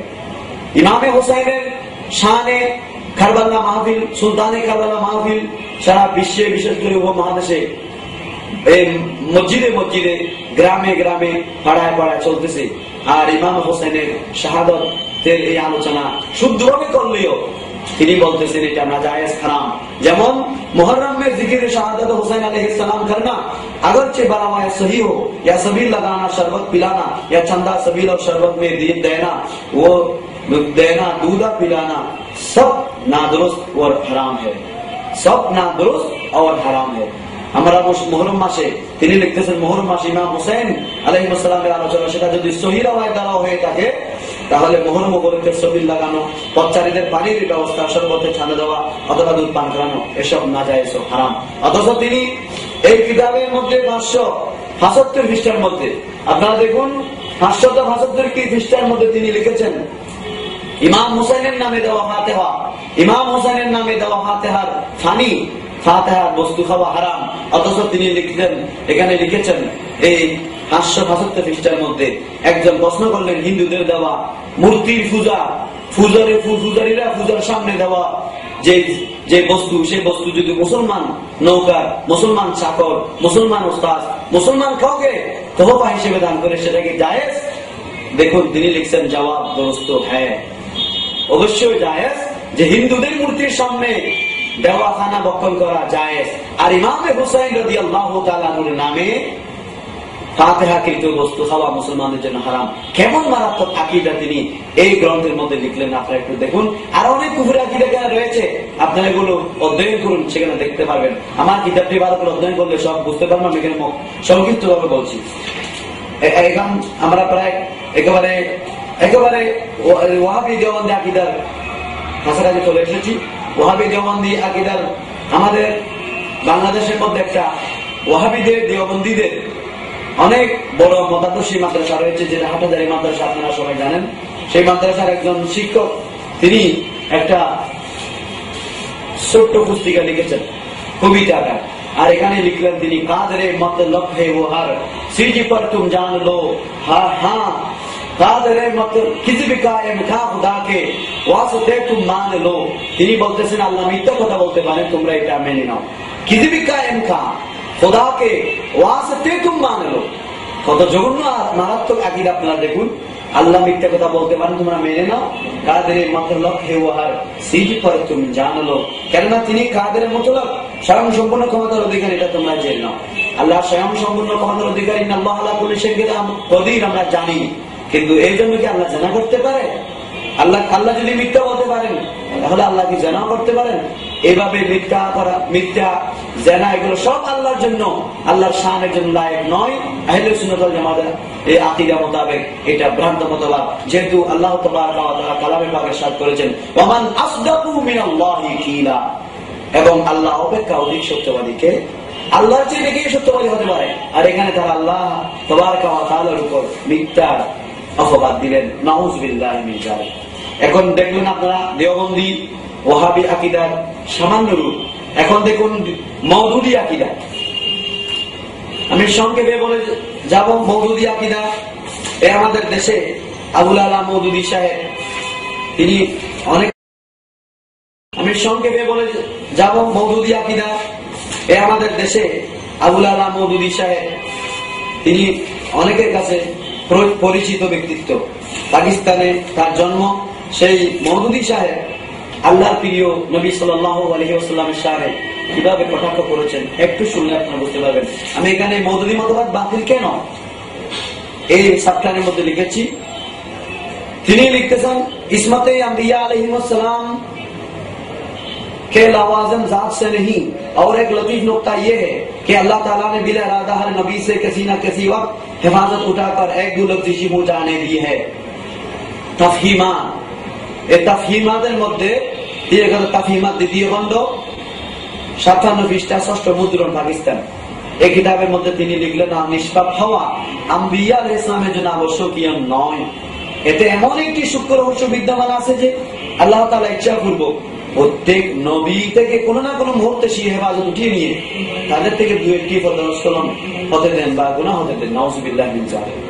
এই কথায় তিনি আল্লাহর নবীদেরকে মাসুম থেকে, আল্লাহর নবী যারা নিষ্পাপ, এই কথা থেকে তিনি ফিরে আসলেন। তিনি আল্লাহর নবীরা মাঝে মাঝে গুনাহ করেন, এই কথা বলতে তিনি দ্বিধা করলেন না। তিনি ইযা জা নাসরুল্লাহ ওয়াল ফাতহু আয়াতের ব্যাখ্যার মধ্যে ওয়াস্তাগফিরু ইন্নাহু কানা তাওয়াবা, আপনারা দেখুন এই 19তম খণ্ড তাফহিমুল কোরআন সূরা নসরের মধ্যে তিনি ওয়াস্তাগফিরু ইন্নাহু কানা তাওয়াবা তাফসীর করতে গিয়ে বলেছেন নবুয়তি দায়িত্ব পালন করতে গিয়ে আল্লাহর নবীর অনেক ভুল ত্রুটি হয়েছে, এজন্য আল্লাহ নবীকে মাফ চাইতে বলেছেন। নাউযুবিল্লাহি মিন যালিক। এই ভ্রান্ত মতবাদগুলো আবুল আলা মওদুদী সাহেব চতুর্দিকে প্রচার করতেছেন।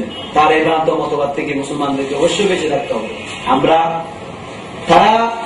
আমরা এবং তাদের মধ্যে কোনো পার্থক্য নেই। নামাজ তারাও পড়ে, আমরা পড়ি, রোজা তারাও রাখে, আমরাও রাখি।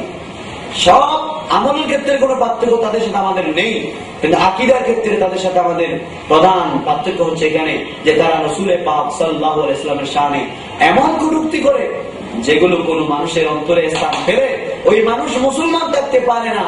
সেই মুসলমানের গণ্ডি থেকে, ইমানের গণ্ডি থেকে বেরিয়ে সে বেঈমান হয়ে যায়। সেজন্য আমি মুসলমানদের ইমান আকীদাকে মজবুত করার জন্য মওদুদীর আকীদাকে উপস্থাপন করলাম। দ্বিতীয় মওদুদী সাহেব আরেকটি কথা বললেন তার কিতাবের মধ্যে, সেই কিতাবটি এই রাসায়েল মাসাইল, এখানে তিনি মুসা আলাইহিস সালাম একটি গুনাহ করেছেন বলেছেন। এই কিতাবের 24 পৃষ্ঠা আমি আপনাকে দেখাচ্ছি। এই রাসায়েল মাসাইল আপনার বাংলা, এটা হুসাইন আবুল আলা মওদুদী সাহেব আধুনিক প্রকাশনী থেকে বের হয়েছে, শতাব্দী প্রকাশনী থেকে বের হয়েছে। আপনারা এটা ভালো করে পড়বেন। 24 পৃষ্ঠার মধ্যে মুসা আলাইহিস সালাম থেকে এটা বড় গুনাহ করেছিলেন। এভাবে নবীদের উপর গুনার ইলজাম দেওয়া, আল্লাহর নবীরা গুনাহ করেছেন বলা, এটা উম্মতের জন্য কত বড় বেয়াদবি, কত বড় গোস্তাখি আপনারা বুঝতে পারেন। তারপর আসুন, এটাও মওদুদীর কিতাব, এটার নাম তাসদীদ ও ইহইয়ায়ে দ্বীন। এটার বাংলা রূপ হচ্ছে ইসলামী রেনেসাঁ আন্দোলন। আপনার আধুনিক প্রকাশনী থেকে বের হয়েছে ঢাকা। এই আধুনিক প্রকাশনীর থেকে প্রকাশিত ইসলামী রেনেসাঁ আন্দোলন বইয়ের মধ্যে মওদুদী সাহেব কত মারাত্মক আকীদা পোষণ করেন। जो लोग हाजती तलब करने के लिए अजमेर या सालाए मसूद की कब्र या ऐसे ही दूसरे मकामात पर जाते हैं, वो इतना बड़ा गुनाह करते हैं कि कत्ल और ज़िना का गुनाह उससे कम कर। কত মারাত্মক আকীদা। তিনি বলতেছেন যারা মনস্কামনা পূর্ণ করার জন্য আজমির অথবা সালারে মাসুদের কবরে বা এই ধরনের অন্যান্য স্থানে যায়, তারা এমন গুনাহ করে যে হত্যা ও ज़िना গুনাহ তার তুলনায় কিছুই নয়। অর্থাৎ তিনি বুঝাতে চাচ্ছেন ওলি আল্লাহদের জিয়ারত করা গুনাহ। কেমন গুনাহ? ज़िना এবং হত্যার চাইতে মারাত্মক গুনাহ জিয়ারত। অথচ জিয়ারত করা মানুষ মনস্কামনা, মনের আশা পূর্ণ করণার্থে আল্লাহর ওলিদের মাজারে যাওয়া, ওলিদের দরবারে গিয়ে জিয়ারত করা, আল্লাহর দরবারে ওলিদের ওসিলা নিয়ে হাত তোলা, এটা সুন্নতে সাহাবায়ে কেরাম, সুন্নতে আউলিয়ায়ে কেরাম। আল্লাহ সাহাবীরা নবীর কাছে চেয়েছেন এবং আল্লাহর ওলিরা এভাবে একজন অপরজনের দরবারে গিয়ে চেয়েছেন। যেমন আমাদের মাযহাবের ইমাম যিনি ইমামে আযম আবু হানিফা রাহমাতুল্লাহি আলাইহি, তিনি এমন মকামের ওলি ছিলেন। ইমামে শাফিঈ রাহমাতুল্লাহ আলাইহি বলেন, আমি যখন কোনো মুসিবতে পড়ে যাই, কোনো সমস্যায় পড়ে যাই, আমি তখন ইন্নী লা তাবাররাকু বিআবি হানিফা ওয়াজি ইলা কবরিহি ফাইদা উরিদাত হাজাতুন সাল্লাইতু রাকাতাইনি ওয়া সাআতুল্লাহ তাআলা ইনদা কবরি ফাতুদা সারিয়ান। আমি ইমাম আবু হানিফা রাহমাতুল্লাহর দরবারে আসি এবং বরকত হাসিল করি। আমার যখন কোনো হাজত হয় তখন ইমাম আবু হানিফা রাহমাতুল্লাহর মাজারে দুই রাকাত নামাজ পড়ে আল্লাহর দরবারে দোয়া করি, ফলে দ্রুত আমার হাজত পূর্ণ হয়ে যায়। এটা রুদ্দুল মুহতার প্রথম খণ্ড ইমাম ইবনে আবিদিন শামী রাহমাতুল্লাহ আলাইহি উল্লেখ করেছেন রুদ্দুল মুহতার কিতাবের মধ্যে। তাহলে আল্লাহর ওলিদের আমল হচ্ছে নেককার বান্দাদের দরবারে গিয়ে ওসিলা নিয়ে মনস্কামনা পূরণ করণাতে যাওয়াটা সুন্নাত, যাওয়াটা বৈধ, যাওয়াটা জায়েজ। আর মওদুদী সাহেব বললেন রাসূল পাক সাল্লাল্লাহু আলাইহি ওয়াসাল্লাম নয়, শুধু আল্লাহ রাসূল নয়, কোন আল্লাহর নেক বান্দাদের দরবারে মনস্কামনা পূর্ণতে যাওয়া বেদাত নয় শুধু, বরং মারাত্মক গুনাহ। কেমন গুনাহ? জিনাও তার চাইতে কম গুনাহ এবং হত্যা করাও তার চাইতে কম। এভাবে জিনার গুনাহ এবং হত্যা গুনাহকে জিয়ারতের সাথে আল্লাহর ওলিদের বাজারে যাওয়ার সাথে তুলনা করলেন মওদুদী সাহেব। এখন আসুন, মওদুদী সাহেব এছাড়াও প্রিয় নবীর ফাতিহাকে সুন্নত, ফাতিহাকে পূজার সাথে তুলনা করেছেন। এই কিতাবের মধ্যে 6 পৃষ্ঠার মধ্যে আছে, কিতাবে 6 পৃষ্ঠা, এটার নাম ইসলামী রেনেসাঁ আন্দোলন। এখানে আমি লিখেছি, তিনি লিখেছেন, এক তরফ মুশরিকানা पूजा पाठ की जगह फातिहा ज़ियारत नियाज नजर उर्स संदल चढ़ाए निशान आलम ताजिया और उसी किस्म के दूसरे मज़हबी आमाल की नई शरीयत तस्नीफ कर ली। একদিকে মুশরিকদের নিয়ে পূজা অর্চনার পরিবর্তে ফাতিহা খানি, জিয়ারত, নজর নিয়াজ, পুরুষ চাদর চড়ানো, তাজিয়া করা এবং এই ধরনের আরো অনেক ধর্মীয় কাজ সম্বলিত একটি নতুন শরীয়ত তৈরি করা হয়েছে। তসদিদ ও ইয়াহিদ্দিন ইসলামী রেনেসাঁ আন্দোলন আবুল আলা মওদুদী খ্রিস্টান হয়। তিনি এখানে জিয়ারতকে মুশরিকদের পূজা অর্চনার সাথে তুলনা করেছেন। কেমন জঘন্য মতবাদ! আমার সুপ্রিয় মুসলমান ভাইদের বিবেকের কাছে আমি আঘাত করতে চাই। আমার ভাইরা দেখুন, মওদুদী সাহেব কত বড় মারাত্মক ভ্রান্ত আকীদা প্রকাশ করলেন। তিনি জিয়ারতের মতো গুরুত্বপূর্ণ একটি সুন্নতে মুস্তাফাকে মুশরিকদের পূজা অর্চনার সাথে তুলনা করলেন। নাউযুবিল্লাহি মিন যালিক। এভাবে অনেক তিনি এই কিতাবের মধ্যে, আপনারা দেখতে, এই কিতাবের মধ্যে এই কথাও লিখেছেন, মিয়ারে হক তো সির্ফ আল্লাহ কা কালাম है और उसके रसूल की सुन्नत है, সাহাবা মিয়ারে হক नहीं। তিনি বললেন, সাহাবায়ে কেরাম সত্যের মাপকাঠি নয়, শুধু রাসূল এবং আল্লাহর কিতাবে সত্যের মাপকাঠি। অথচ কোরআন সুন্নাহর আলোকে সাহাবায়ে কেরামও সত্যের মাপকাঠি। এটাই আহলে সুন্নাত ওয়াল জামাতের সঠিক আকীদা। এই অনেক দলিল রয়েছে, আমি আপনারা বইটা পড়লে দলিলগুলো ভালো করে বুঝতে পারবেন। এখানে যেহেতু সময় নির্ধারিত এবং নির্দিষ্ট, এখানে আমাকে নির্ধারিত সময়ের মধ্যে প্রোগ্রাম শেষ করতে হচ্ছে। তৃতীয়ত আপনারা দেখুন, তিনি আরেকটা, मेरा नजदीक साहिब आलम आदमी के लिए तकलीफ नाजायज और गुनाह बल्कि उससे भी शदीद तर चीज है। কেমন ভ্রান্ত মতবাদ! তিনি বলেন, আমার মতে দ্বীন ইলমের ক্ষেত্রে বিতর্কতি রাখেন এমন ব্যক্তির জন্য তাকলিদ, মাযহাব অনুসরণ করা নাজায়েজ এবং গুনাহ বরঞ্চ তার চেয়েও সাংঘাতিক। তাহলে ইমাম আজম আবু হানিফা রাহমাতুল্লাহ আলাইহি এই মাযহাব অনেক আল্লাহর ওলিরাই, बहुत गरीब नवाज ইমাম মুজাদ্দিদ আল-কাসানি রাদিয়াল্লাহু তাআলা, যুগশ্রেষ্ঠ আল্লাহর ওলিরা শাইখুল শ্রীপুর থেকে শুরু করে পৃথিবীর অনেক আল্লাহর ওলিরা, যুগশ্রেষ্ঠ আলেমে দ্বীনরা মাযহাব মেনেছেন। তাহলে মওদুদী সাহেব কি গৌসে পাকের চাইতেও বড় ইমাম, গরিব নওয়াজের চাইতেও বড় জ্ঞানী, মুজাদ্দিদ আল-কাসানির চাইতেও বড় জ্ঞানী? তিনি আলেমদের, এই বর্তমান যুগের আলেমদেরকে তাকলীদ করা হারাম এবং নাজায়েজ বললেন, অথচ এই তাকলীদ সর্বসম্মতিক্রমে সকলের জন্য ওয়াজিব হিসেবে পরিগণিত।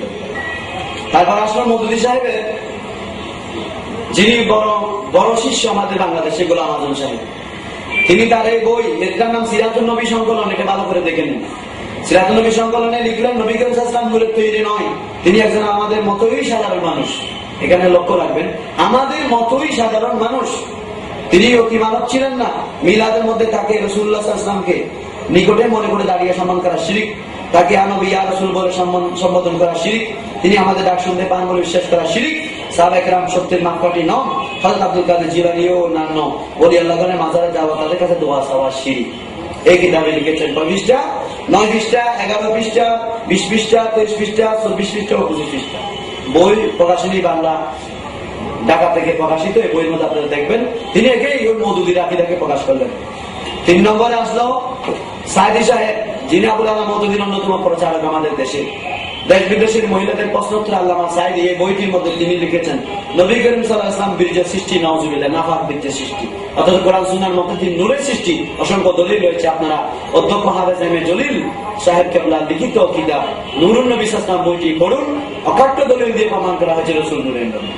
2 নম্বর, মিলাদ পড়া বেদাত, নামাজে নিয়ত পড়া বেদাত, মা বাবা শ্বশুর শাশুড়ির দিকে কত মুচু করার কোনো যুক্তি নেই। কত পৃষ্ঠা? এখানে 40 পৃষ্ঠা, 80 পৃষ্ঠা এবং 31 পৃষ্ঠা, 86 পৃষ্ঠা। এই পৃষ্ঠাগুলোর মধ্যে তিনি কথা লিখেছেন। আমি শুধু বই দেখাচ্ছি, আপনারা মার্কেট থেকে কিনে নেবেন। এই বইগুলোর মধ্যে কিভাবে রাসূলের বাসানের শানে ওই মওদুদীর কথাই তিনি পূর্ণ ব্যক্ত করলেন।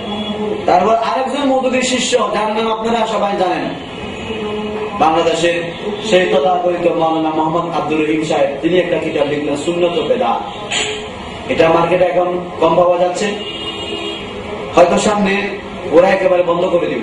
এমন মারাত্মক আকীদা এখানে লিখেছেন, একই আকীদা। আবুল আলা মদুরী সাহেব যে কথা লিখেছেন সেই কথাটা পূর্ণ ব্যক্ত করেছেন মাওলানা মোহাম্মদ আব্দুল রহিম সাহেব।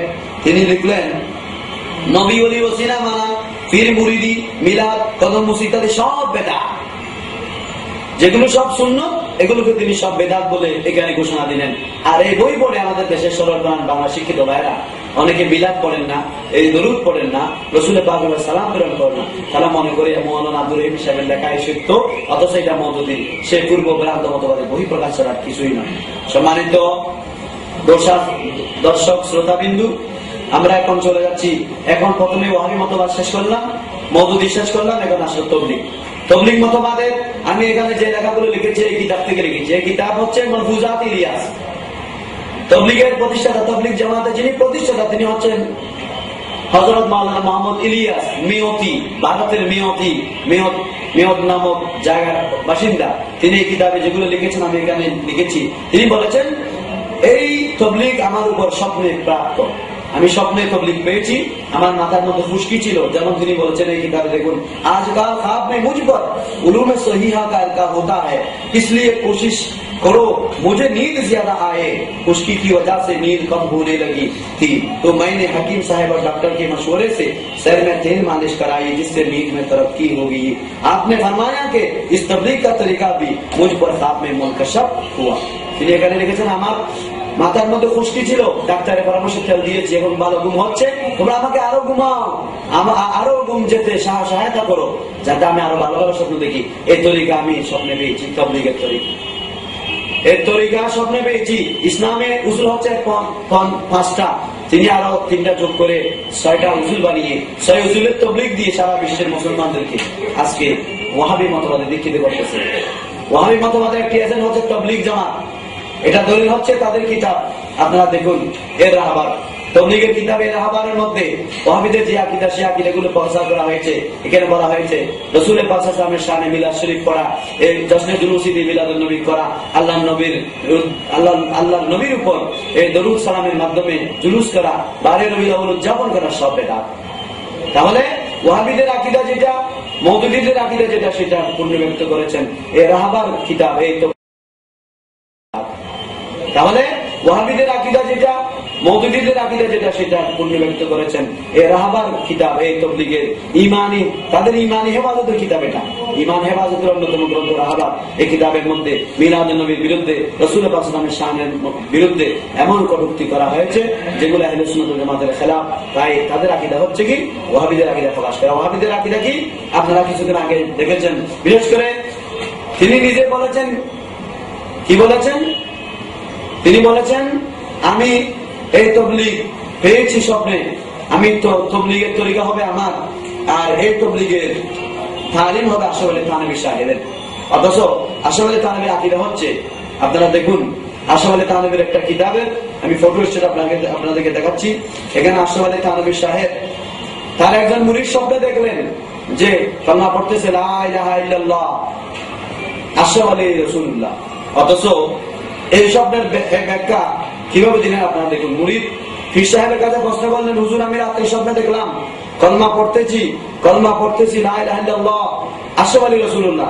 ঘুম থেকে উঠে আবার জাগ্রত হয়ে তওবা করলাম, তওবা করে ইস্তেগফার করে আবারও আমি শুরু করলাম, আবারও আমার মুখ দিয়ে আসলো একই শব্দ, কি লা ইলাহা ইল্লাল্লাহ আশরাফ আলী রাসূলুল্লাহ আল্লাহুম্মা সাল্লি আলা আশরাফ আলী। এভাবে আমার দরুদের মধ্যে এবং সালামের মধ্যে রাসূলের পাক সাল্লাল্লাহু আলাইহি ওয়াসাল্লামের পরিবর্তে আশরাফ আলী থানভীর নাম আসলো। এই কিতাব দেখুন, কিতাবের ফুটো আসছে মৌলভী আশরাফ আলী থানভীর রিসালায়ে আল ইমদাদ। এখানে আশরাফ আলী থানভী সাহেব অপব্যাখ্যা দিলেন, স্বপ্নের অপতাবির করলেন, মুরিদকে বললেন তুমি, আমি যে সুন্নতের অনুসারী এটাই প্রমাণ, তোমার যে মহব্বত বেশি আমার প্রতি এটাই প্রমাণ, তুমি লা ইলাহা ইল্লাল্লাহ আশরাফ আলী রাসূলুল্লাহ বলতেছো। এই তালিম হচ্ছে আশরাফ আলী থানভীর। আর এই তালিমকে চতুর্দিকে ছড়িয়ে এই প্রকাশ করতেছেন, প্রচার করতেছেন মাওলানা ইলিয়াস মেয়তি সাহেবের লিখিত এই প্রতিষ্ঠিত এই তবলিগ জামাত। এই তবলিগ জামাত প্রতিষ্ঠার প্রেক্ষাপট আপনারা সবাই হয়তো জানেন না।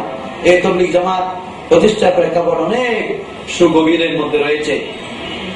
ইংরেজরাই এই তবলিগ জামাতকে ইন্ধন দিয়েছিল মুসলমানদের মধ্যে ফিতনা সৃষ্টি করার জন্য। এর অনেক দলিল রয়েছে, আপনাদেরকে আমি সংক্ষেপে এটা বলতে পারছি না, আপনারা আমার বইটি যদি পড়েন, হক বাতিলের পরিচয় এখানে রয়েছে, কিভাবে এই এজেন্ট হয়ে তারা কাজ করেছে, কিভাবে মুসলমানদের মধ্যে ফিতনা সৃষ্টির জন্য ইংরেজরা তবলিগদেরকে সাহায্য করেছিল, বাৎসরিক চাঁদা দিয়েছিল, বাধা দিয়েছিল, এই কিতাবের মধ্যে আছে। আপনারা এগুলো দেখবেন দলিল সহকারে। দ্বিতীয়, আমরা তবলিগের এই কিতাবের মধ্যে লিখেছেন মুসলমান দুই প্রকার। मुसलमान दो ही तरह के हो सकते हैं, तीसरी कोई किस्म नहीं, या अल्लाह के रास्ते में खुद निकलने वाला हो या निकलने वालों को मदद करने वाला। मुसलमान দুই প্রকার, তৃতীয় কোনো প্রকার নেই। প্রথমত যারা আল্লাহর রাস্তায় তবলিগে বের হয়, দ্বিতীয়ত যারা তাদেরকে সাহায্য করে। তাহলে বাংলাদেশে হাজার হাজার মানুষ তবলিগ করে না, তারা কি মুসলমান নয়? তারা তাদেরকে ছাড়া আর কাউকে মুসলমান বলতে চায় না, মানতে চায় না। এই দলিল হচ্ছে তাদের কিতাব মালফুজাতে ইলিয়াস। এই কিতাবে 42 নম্বর মালফুজাতের মধ্যে আপনারা দেখুন, 42 নম্বর মধ্যে। এখন তবলিগ সম্পর্কে আরো বিস্তারিত জানতে হলে আপনারা আমার কিতাবটি পড়তে হবে। এই কিতাবের মধ্যে আমি বিস্তারিত লিখেছি। আরেকটি আমার কিতাব বের হয়েছে তবলিগ সম্পর্কে, তবলিগ জামাতের আসল হাকিকত, এটা আপনারা পড়ে নেবেন, সেখানে রয়েছে। চতুর্থ, শিয়া। আমি 5টি ফায়দা সম্পর্কে এই কিতাব লিখেছি, তার মধ্যে শিয়া হচ্ছে 4th নম্বর। শিয়া আমাদের দেশেও এখন একটু একটু গজাচ্ছে। শিয়া এটা ইসলামের মধ্যে একটা ভ্রান্ত মতবাদের নাম। শিয়াদের কালমা হচ্ছে লা ইলাহা ইল্লাল্লাহ মুহাম্মদুর রাসূলুল্লাহ ওয়া আলী খলিফাতুল্লাহ। দলিল মুসলিম সংস্কৃতির ইতিহাস এবং শিয়া সুন্নি ইখতিলাফ, পৃষ্ঠা 16। এই কিতাবের মধ্যে তাদের এই কলমা লেখা হয়েছে। মুহাম্মদ রাসূলুল্লাহর পাশে আরেকটা তারা বৃদ্ধি করে ফেললো, সেটা কি? ওয়া আলী খলিফাতুল্লাহ, আলী আল্লাহর খলিফা। এই কলমার মধ্যে বৃদ্ধিকরণ ইসলামী শরীয়ত অনুমোদিত নয়, অতএব তাদের এই আকীদা ভ্রান্ত। তাদের আকীদা হচ্ছে সিদ্দিক, আকবর, ফারুক, আজম, উসমান, জিন্নুরান, কাফের, নাউজুবিল্লাহ। হযরত আলীকে শুধু তারা মানে, অন্য কাউকে মানে না। শিয়াদের অনেক মারাত্মক আকীদা রয়েছে। আমি এখানে সংক্ষেপে বলার চেষ্টা করলে হয়তো সময়ের কভার হচ্ছে না। আমি এখানে আপনাদেরকে বলবো শিয়া সম্পর্কে এখানে আমি অনেক বিস্তারিত লিখেছি, এবং শিয়াদের সম্পর্কে আপনারা যদি জানতে চান, শিয়া ও মওদুদি পারস্পরিক মতবাদ, এটাও পড়তে পারেন, অথবা শিয়া পরিচিতি, এটাও আপনারা পড়তে পারেন অধ্যক্ষ আমিরুজ্জামান সাহেবের। এভাবে শিয়াদের সম্পর্কে আরো অন্যান্য কিতাব রয়েছে, আপনারা এগুলো সংগ্রহ করে পড়বেন। শিয়ার এমন আকীদা রাখে, যেমন শিয়াদের একটি বড় জামাত, বিশেষ করে ইসমাইলিয়া ফিরকা যারা, তারা বিশ্বাস করে তাদের ইসমাইল আখিরি নবী, নাউজুবিল্লাহ। মুসলিম সংস্কৃতির ইতিহাস, পৃষ্ঠা 233। এভাবে শিয়াদের আপনারা লিখিত গ্রন্থগুলি অধ্যয়ন করুন, সেখানে দেখবেন আল্লাহর প্রিয় হাবিব সাল্লাল্লাহু আলাইহি ওয়াসাল্লামের শানে কত জঘন্য মারাত্মক আকীদা তারা পোষণ করছে। শিয়াদের অনেক আকীদা রয়েছে, যেমন শিয়াদের বিশ্বাস হচ্ছে যিনি ইমাম তিনি আল্লাহর প্রতিচ্ছবি, অথচ আমাদের আহলে সুন্নাহ আকীদা হচ্ছে যিনি ইমাম তিনি আল্লাহর খলিফা, আল্লাহর প্রতিচ্ছবি নয়। শিয়াদের মতে নিকাহে মুতা জায়েজ, সাময়িক বিয়ে জায়েজ, ইসলামী শরীয়তে সাময়িক বিবাহে হারাম করা হয়েছে, বুখারী শরীফ। এভাবে তাদের অনেক কুফরি আকীদা রয়েছে। এই কুফরি আকীদার কারণে শিয়ারা ভ্রান্ত মতবাদী, তাদের কাছ থেকে আপনারা বিরত থাকবেন, তাদের অপপ্রচার থেকে। ইরান হচ্ছে শিয়াদের রাষ্ট্র, এই তাদের অপপ্রচার থেকে বেঁচে থাকার জন্য আমি মুসলিম মিল্লাতের কাছে বিনীত আহ্বান করছি। এখন আসুন আমরা কাদিয়ানির দিকে চলে যাই, একেবারে লাস্ট পর্যায়ে চলে আসতেছে, আমাদের সময় যেহেতু একেবারে সংক্ষিপ্ত। কাদিয়ানি সম্পর্কে আপনারা অনেকেই জানেন, আমাদের বাংলাদেশে কাদিয়ানি বিরোধী মুভমেন্ট শুরু হয়েছে।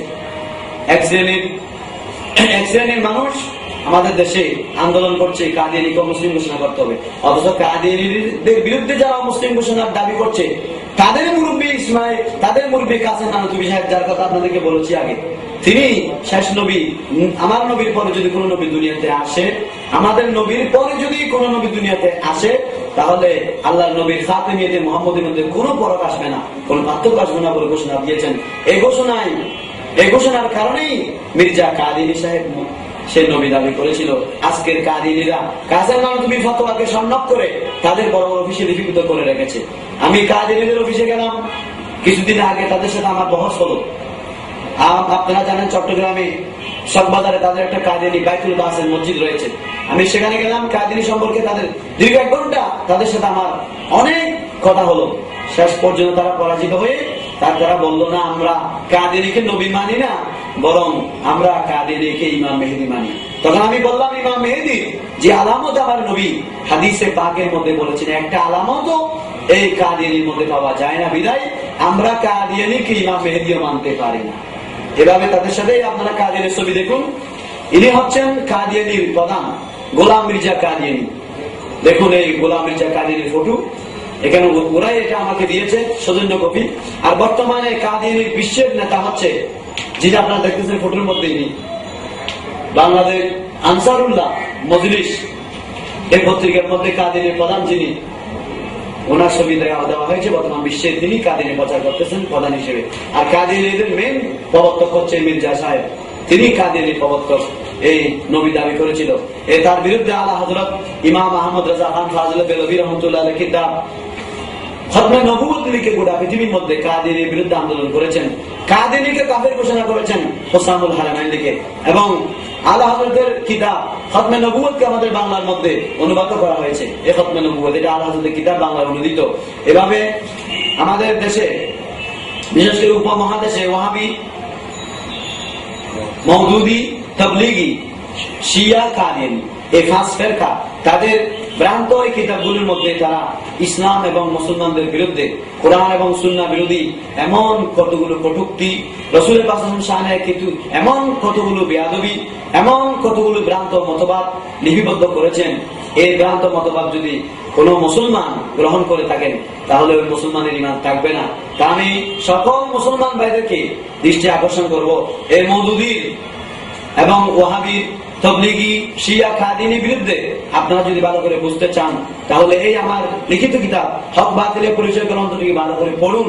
এই কিতাবের মধ্যে আমি সব দলিল সুন্দরভাবে লিখেছি। এখানে শুধু এই প্রোগ্রামটা করার উদ্দেশ্য হচ্ছে, তারা বলে যে সুন্নি আলেমরা শুধু এমনি বলে, আমাদের আকাবিরিরা, আমাদের নেতারা এগুলো লেখেন নেই। দেখিয়ে দিয়েছি তাদের কিতাব, এই কিতাবের মধ্যে লিখেছে। এবং আপনারা যদি চ্যালেঞ্জ করে থাকেন, আমার কাছে ইনশাআল্লাহ বইগুলো রয়েছে। কেউ যদি চ্যালেঞ্জ করতে চান, আমি চ্যালেঞ্জ ঘোষণা করলাম, আপনারা আমার সাথে বসেন, আমি আপনাদের সামনে এগুলো উপস্থাপন করব। এখন তো বিসিডির মাধ্যমে, আপনাদের মিডিয়ার মাধ্যমে আপনাদের কাছে পৌঁছাচ্ছি। আপনারা যদি চান সরাসরি বসতে, আমি তাতে রাজি রয়েছি। প্রয়োজনীয় মুনাজারা হবে, বহস হবে, আলোচনা হবে। আমরা চাই মুসলমানরা আজকে নিপীড়িত, নির্যাতিত, ঘৃণিত, অবহেলিত, লাঞ্ছিত গোটা বিশ্বের মুসলমানকে আহলে সুন্নাত ওয়াল জামাতের সঠিক আকীদার মধ্যে এনে, এক প্ল্যাটফর্মে এনে এই দেশে নয় শুধু গোটা পৃথিবীর মধ্যে কোরআন সুন্নাহ ভিত্তিক ইসলাম, আহলে সুন্নাত ওয়াল জামাতের মতাদর্শ লোকে ইসলামী সমাজ ব্যবস্থা কায়েম করে গোটা পৃথিবীর মধ্যে শান্তি আনতে আমরাও চাই। আমরা চাই মুসলমানরা ঐক্যবদ্ধ হোক, মুসলমানদের একতা আমরা চাই। তাই মুসলমানরা ঐক্যবদ্ধ হতে হলে একটা প্রয়োজন, সেটা হচ্ছে আকীদা বিশুদ্ধকরণ। এই আকীদা আমরা বিশুদ্ধ করতে হবে। আকীদা যদি আমাদের বিশুদ্ধ হয় তাহলে আমাদের ঐক্যের মধ্যে কোনো বাধা নেই। তাই আমি সকল সরল করা মুসলমানদেরকে দৃষ্টি আকর্ষণ করবো, এই বাতিলদের সংস্রব থেকে দূরে থাকুন, তাদের আকীদার সম্পর্কে সজাগ থাকুন। আর যদি তাদের সাথে ঐক্য হতে চান তাহলে বাতিলদের সাথে আমাদের সাথে একতার জন্য, ঐক্য হওয়ার জন্য প্রধান কারণ হবে তাদের আকীদাগুলো, তাদের লিখিত মুরব্বীদের বই কিতাবে এই রাসূল বিরোধী উক্তিগুলো অবশ্যই পরিহার করতে হবে। ফেভার পত্রিকায়, সংবাদপত্রে, মিডিয়ায় ডিক্লেয়ার করতে হবে। আমরা আমাদের দেশের জামাত ইসলামী যারা করেন তারা বলতে হবে আমরা মওদুদির ভ্রান্ত আকীদা মানি না, আমরা আহলে সুন্নাত ওয়াল আকীদা মানি। তখন তাদের সাথে আমাদের এক হবে। ওয়াহাবীরা যদি বলে আমাদের লিখিত আকাবিরদের কিতাবে যা লিখিতও রয়েছে ভ্রান্ত মতবাদ, এগুলো আমরা পরিহার করলাম, তাহলে তাদের সাথে আমাদের ঐক্য হবে। কাদিয়ানিরা যদি বলে আমাদের কাদিয়ানের এই গোলাম মির্জা কাদিয়ানের কথা আমরা মানি না, তাকে নবী মানি না, তাকে তার কথা আমরা মানি না, তাহলে আমাদের সাথে তাদের ঐক্য হবে। এভাবে রাসূল বিরোধী এবং নবী বিরোধী তথা আল্লাহ বিরোধী কথাগুলো, উক্তিগুলো যখন তারা বাদ দিয়ে দেবে, তারা পরিহার করবে, তাদের সাথে আমাদের সাথে আর কোনো পার্থক্য থাকবে না। তারাও আহলে সুন্নাত ওয়াল জামাতের কথাবার্তা শামিল হবে। তা আমি সকল সুন্নি মুসলমান ভাইদের দৃষ্টি আকর্ষণ করবো, যারা আপনাদের এই নুরানি আলোচনা দেখেছেন, এই আলোচনা অত্যন্ত নুরানি, যেহেতু এটা ইমানি আলোচনা, এই আলোচনাগুলো ভালো করে অনুধাবন করুন, এইটা আপনাদের মনের মধ্যে গেঁথে রাখুন। ইনশাআল্লাহ আজ্জা ওয়া জাল এদেশের বাতিলরা আপনাদের ইমানকে